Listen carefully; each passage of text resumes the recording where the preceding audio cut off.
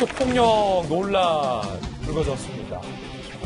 이재영, 이다영, 쌍둥이 배구 선수가 가해자로 지목됐고 당사자들도 사과를 했고 사죄를 했지만 추가 폭로와 가해자들까지 피해자들까지 나서면서 이 사태가 진정이 되지 않고 있습니다. 급기야 국가대표 자격도 박탈됐습니다. 사실은 이 스포츠를 하는 스포츠 선수로서 연봉도 중요하겠습니다만 태극마크를 가슴에 다느냐 안 다느냐의 문제는 매우 중요한 문제입니다. 국가를 대표한다는 것은 그것이 갖는 상징으로만도 엄청난 일이거든요. 그런데 그 태극마크가 박탈됐다는 거예요. 대한배구협회 사안의 심각성을 고려해 학교폭력 가해자는 국가대표 선발 및 운영 규정에 의거하여 향후 모든 국제대회에 무기한 국가대표 선수 선발에서 제외하도록 하겠다. 이에 따라 이재영 선수와 이다영 선수는 국가대표 자격이 무기한으로 박탈이 됐습니다. 자, 사실은 김광삼 변호사님, 저도 학교 폭력에 대해서 이거 엄단해야 된다라고 수차례 기자 시절부터 강조한 바 있고, 왜냐하면 철없을 때 했던 실수다라고 하기에는 학교 폭력을 벌이는 가해자들은 굉장히 극소수다.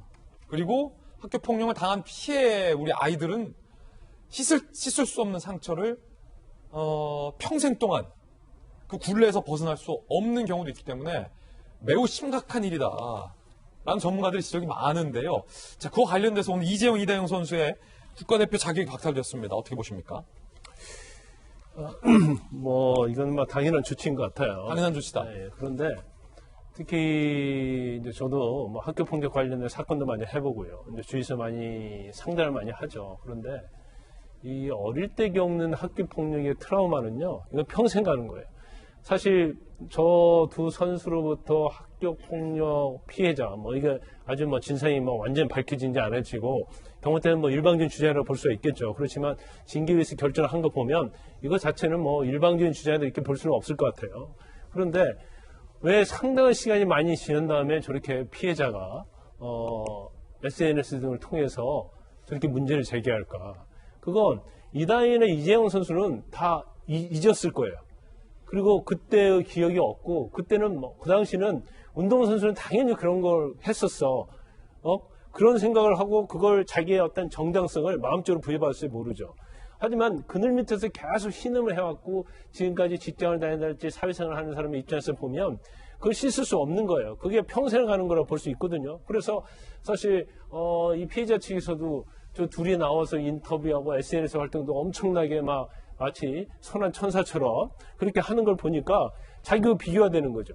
나는 피해자가 오히려 지금 이렇게 삶을 살고 있는데 저 사람들은 가해자들이 어떻게 저렇게 살 수가 있냐. 거기에 대해서 분노를 하고 정말 굉장히 허탈감을 느끼고 괴로웠을 거예요. 그래서 지금이라도 내가 이걸 문제 삼지 않으면 결과적으로 어떤 정의의 차원에서 반할 뿐만 아니라 나에 대한 어떤 그 평생 가지고 갈 그러한 두려움, 그런 트라우마 이런 것을 참을 수 없었을 거예요. 그래서 그 부분을 충분히 이해를 하고요.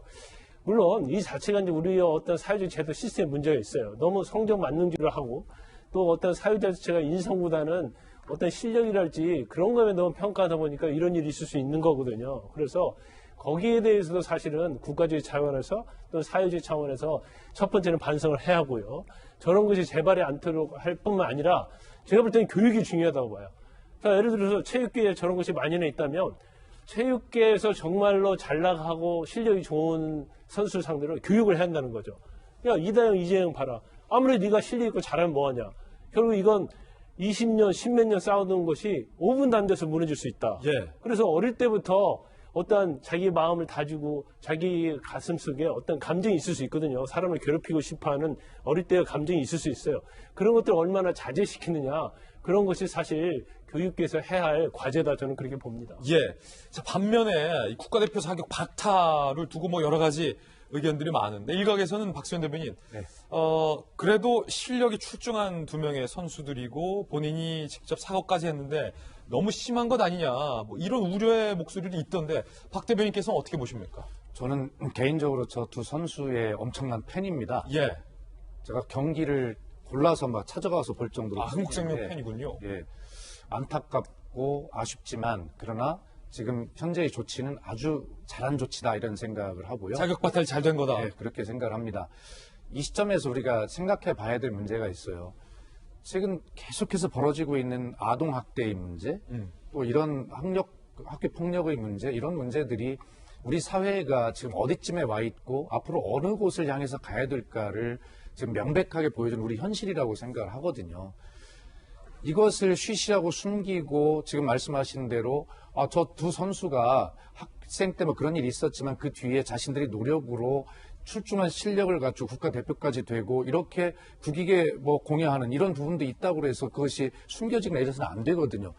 저 두 선수의 그런 노력도 존중을 받아야 되지만 더 중요한 것은 이런 계기를 통해서 우리 사회가 앞으로 나아가야 될 방향을 정확하게 설정하는 것이 지금 겪고 있는 아픔을 쉽게 얘기하면 다 치유할 수 있는 그런 길 아니겠습니까? 경제적으로 선진국뿐만이 아니라 사회적, 문화적, 도덕적으로 선진국의 수준에 올라갈 수 있는 그런 좋은 기회로 이런 것들 우리가 스스로를 돌아보고 저도 이 사태를 보면서 개인적으로 저를 돌아봤어요. 저도 학교 다닐 때 뭐 학교에서 뭐 반장도 해보고 뭐 이런 걸 하다 보면 나는 또 내 친구들에게 상처를 준 게 없었는가 이런 생각도 해보거든요. 각자가 다 돌아보고 우리 사회가 전체적으로 돌아보고 우리 사회가 가야 될 이 아프지만 정확하게 그런 어떤 계기로 삼아야 된다. 특히 그 아동 학대의 문제, 이 학교 폭력의 문제 이런 문제는 김광삼 변호사께서 말씀하셨듯이 한 인간에게 존엄한 인간에게 미치는 평생의 영향이거든요.